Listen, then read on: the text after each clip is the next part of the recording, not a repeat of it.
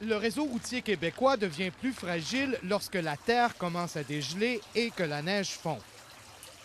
C'est pour cette raison qu'il est essentiel de s'assurer que les charges des véhicules lourds soient réduites en cette période. Chaque année, le ministère des Transports impose des limites à ces charges afin de tenter de protéger son réseau routier.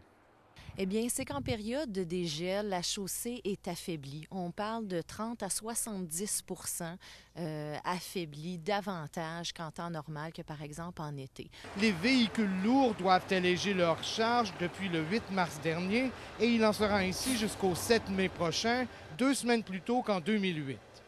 Des centres de contrôle où l'on pèse les camions existent sur toutes les autoroutes du Québec. Ouverts de façon sporadique, ils vérifient la conformité des transporteurs.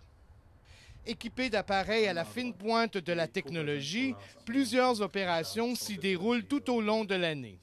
Ce sont des opérations qui sont régulières, c'est récurrent. On est ici assez souvent.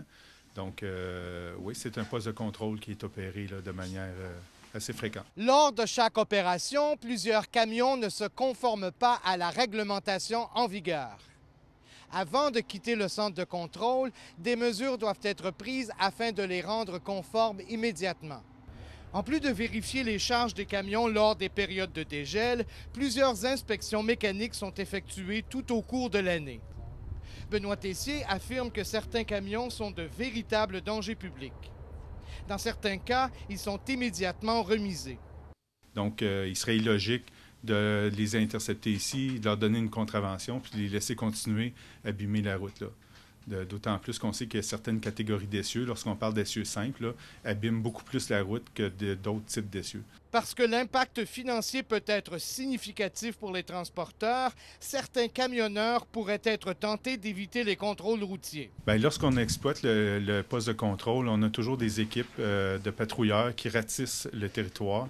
Et si un camionneur avait la tentation de prendre un chemin qui est interdit, à ce moment-là, les patrouilleurs peuvent le ramener et à ce moment-là, on le vérifie, là. Mais tout le réseau routier au Québec est organisé avec ce qu'on appelle des transits, c'est des obligations de circuler et des interdictions aux véhicules lourds, là, le fameux camion avec la barre rouge.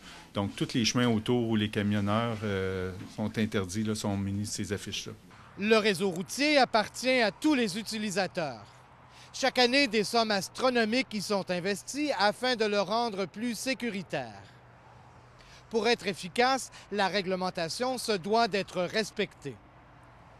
Michel Pilote, Info 22 Hebdo.